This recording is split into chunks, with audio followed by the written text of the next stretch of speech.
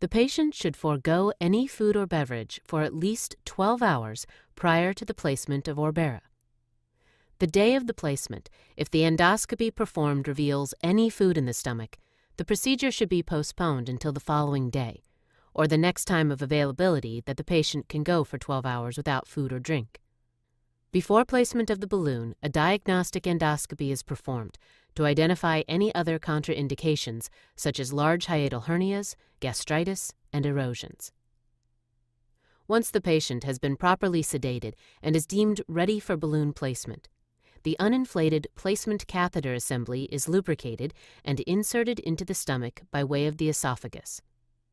Correct positioning of the placement catheter, at least 1 to 3 centimeters of the lower end of the placement catheter present within the stomach, must be confirmed prior to removal of the guide wire.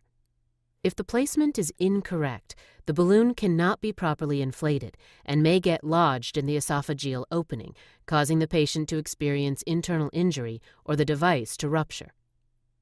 To confirm the placement, a J maneuver may be performed using the endoscope, with a clear view of the esophageal orifice.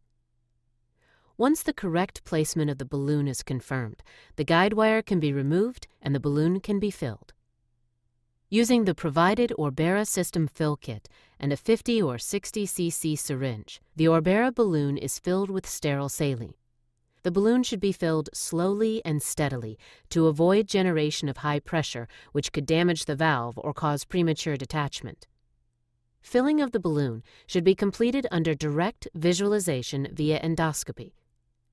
The fill tube should remain slack during the filling process in order to prevent damage to the fill tube, which could lead to incomplete filling. Once the filling is completed and the catheter has been removed, the endoscope must be reinserted to inspect the ORBERA balloon and the fill valve. At this time, it is recommended that you visualize the valve to ensure there is no visible fluid leaking from the center of the valve. Identification of a potential defect, such as balloon deflation due to a faulty or dysfunctional valve, is important for clinicians to recognize prior to completion of the insertion process. The balloon should be filled to a minimum of 400 cc in order to deploy completely. Any less, and the deployment cannot occur properly. An underfilled balloon presents a risk for balloon migration and intestinal obstruction. The maximum fill volume is 700 cc. A greater fill volume is associated with a higher risk of intestinal obstruction or death. In the ORBERA pivotal study, the balloons were filled to a volume of 550 plus or minus 50 cc. Patients who use ORBERA must be advised that the device is intended to be used for a maximum of 6 months, at which point removal is required. The reason for this maximum time limit is that placement of the balloon for longer than 6 months may put the patient at risk for intestinal obstruction due to the balloon deflating. Severe obstruction can ultimately lead to death. As with the placement of ORBERA, a patient should only consume a diet of clear fluids within 24 hours of the removal procedure, and absolutely no food or liquid for 12 hours prior to the removal procedure.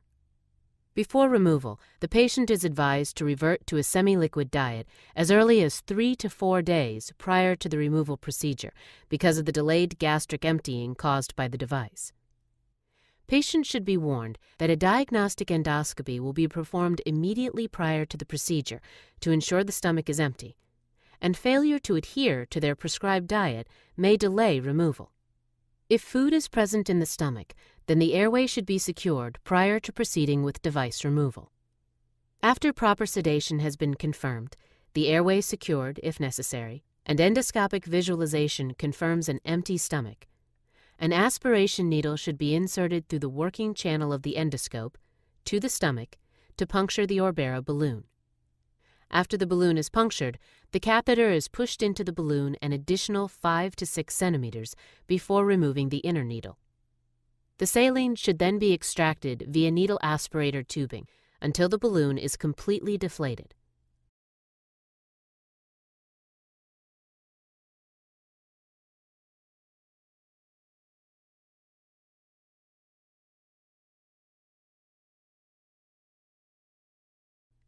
After this, the ORBERA system can then be extracted using a two-pronged wire grasper or similar endoscopic grasper.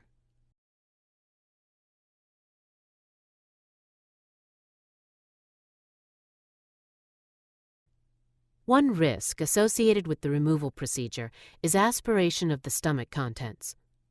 Even if proper preparation steps have been followed, the stomach has an increased risk of significant gastric contents when the stomach is restricted during the removal procedure. And it is particularly important to protect the airway in the event of intolerance and/or any obstructive symptoms. If significant risk is anticipated, endotracheal intubation should be considered. Emergency airway management equipment, including McGill forceps, should be immediately available during the removal procedure in the event that the balloon is dropped in the upper esophagus or pharynx.